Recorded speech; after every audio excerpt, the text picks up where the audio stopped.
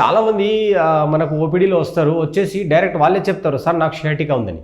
So it has become so common that people know that they are having some problem which mimics sciatica. ఒకటి confusion నేను clear చేద్దాం అనుకుంటున్నాను. Sciatica is actually not a disease or not a condition అండి. Sciatica is actually a symptom. ఆ symptom పేరుని sciatica అంటారు. What is sciatica అంటే, మనకు ఒక నర్వ్ వస్తుంది, ఇది బ్యాక్ సైడ్ నుంచి ఇలా కింద వరకు లోవర్ లింబ్ లెగ్ వరకు ఒక పెద్ద నర్వ్ వస్తుంది. ఆ నర్వ్ పేరు వచ్చేసి షియాటిక్ నర్వ్. ఆ నర్వ్ కంప్రెస్ అయిపోయి ఏదైనా దానివల్ల మనకు ఆ డిస్ట్రిబ్యూషన్ ఏరియాలో ఏదైనా నొప్పి, టింగ్లింగ్, నమ్నెస్, తిమ్మిరి లాంటిది ఏమైనా ఉంటే ఆ సిమ్టమ్స్ని, because it is affecting sciatic nerve కాబట్టి షియాటికా అంటారు. దాని కారణాలు చాలా ఉంటాయి, కానీ కామన్గా మనకు వెన్నెపూసలో బ్యాక్లో వాషర్స్ లాగా ఉంటాయి, దాన్ని డిస్క్స్ అంటాం మనము. సో ఆ డిస్క్స్ కొంచెం ప్లేస్ నుంచి కదిలి అక్కడ నుంచి వెళ్తున్న రూట్స్ని కంప్రెస్ చేస్తే ఆ రూట్స్ ఫైనల్గా కింద జాయిన్ అయిపోయి షియాటిక్ నర్వ్ లాగా క్రియేట్ అవుతుంది అన్నట్టు. సో మనకు ఏ నర్వ్ కంప్రెస్ అయినా సరే షియాటిక్ నర్వ్ డిస్ట్రిబ్యూషన్లో కొంచెం డిస్టర్బెన్సెస్ రావడానికి ఛాన్సెస్ ఉంటాయి. సో ఈ డిస్క్ బల్జ్ అనేది most common reason for back pain as well as for sciatica అనొచ్చు మనం. So we will only concentrate on this for easy understanding. So disc ప్రాబ్లంలో మనకు అగైన్ ఆ డిస్క్ కొంచెం డిస్టర్బ్ అవ్వచ్చు, ఇటువంటి జస్ట్ అక్కడే ఆ ప్లేస్లో ఉంది కానీ కొంచెం డిస్టర్బ్ అయింది అనొచ్చు, మనం కొంచెం లూజ్ అయింది అనొచ్చు. తర్వాత కొంచెం డిస్క్ బల్జ్ అయిపోయింది, ప్రొలాప్స్ అయిపోయింది అన్నట్టు, జాగ నుంచి కొంచెం బయటకు వచ్చింది. సో అది మైల్డ్ ఉండొచ్చు, మోడరేట్ ఉండొచ్చు, సివియర్ ఉండొచ్చు. సో ఆ డిస్క్ బల్జ్ అనేది most common reason for back pain as well as for sciatica అండి. సో డిస్క్లో ఏంటంటే మనకు కొంచెం డిస్క్ అదే ప్లేస్లో ఉంటుంది, but it will become little loose.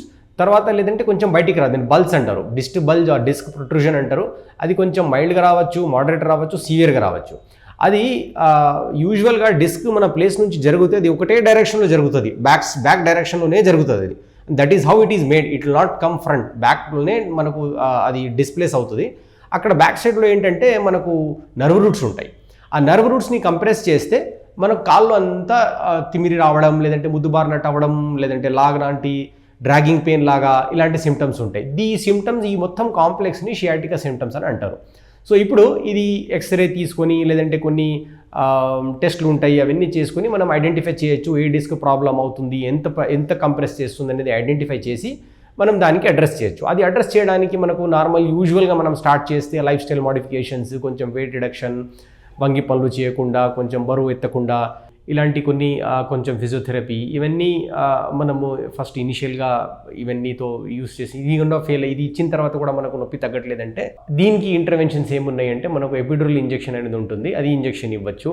లేదంటే పర్టికులర్ రూట్ ఐడెంటిఫై చేసిన తర్వాత రూట్ బ్లాక్ కూడా చేయొచ్చు. మనం ఆపరేషన్ థియేటర్లో తీసుకెళ్ళి కరెక్ట్గా రూట్ ఎక్కడుందో ఐడెంటిఫై చేసి అక్కడ బ్లాక్ చేస్తారు. ఇంకొకటి ఫెసటల్ ఇంజెక్షన్ అనేది కూడా ఇంకొక రకంగా ఇంజెక్షన్ ఉంటుంది. So there are 3-4 types of injections. మనకు ఎక్కడ డిస్క్ బయటకు వచ్చింది, ఏ నరం కంప్రెస్ చేస్తుందని కరెక్ట్గా ఐడెంటిఫై చేసి అక్కడ వెళ్ళి బ్లాక్ ఇస్తే it's again non surgical simple injection intervention pain management ఏది డిస్కస్ చేస్తున్నాం దాని కిందనే వస్తాయి. సో ఇవన్నీ మనం 3-4 టైప్స్ ఆఫ్ ఇంజెక్షన్ ఇస్తే patient will have a very good relief. అదే ఇంకా లాస్ట్లో మళ్ళీ చాలా సివియర్ డిస్క్ బల్జ్ అయిపోయింది, మన జాగ నుంచి కంప్లీట్గా ఎక్స్ట్రూడ్ అయిపోయి కెనాల్లో it fell into the canal stenosis అయిపోయిందంటే ఇంకా అలాంటి సిచ్యువేషన్స్లో మనం ఎండోస్కోపిక్ డిస్కెక్టమీ చేసి చిన్న హోల్ చేసి ఆ డిస్క్ కూడా మనం తీయడానికి ఛాన్స్ ఉంటుందండి. So majority of the times they heal by themselves, they get better by themselves. కొంచెం టైం ఇస్తే, బెడ్ రెస్ట్ అలా ఇస్తే ఒక almost 70-80% of the mild disc bulges will settle by themselves. ఇంకా తర్వాత ఇంకా 10-15% మనం ఈ ఇంటర్వెన్షన్తో మేనేజ్ చేసుకోవచ్చు. Very small percentage may have to be go for small discectomy అండి.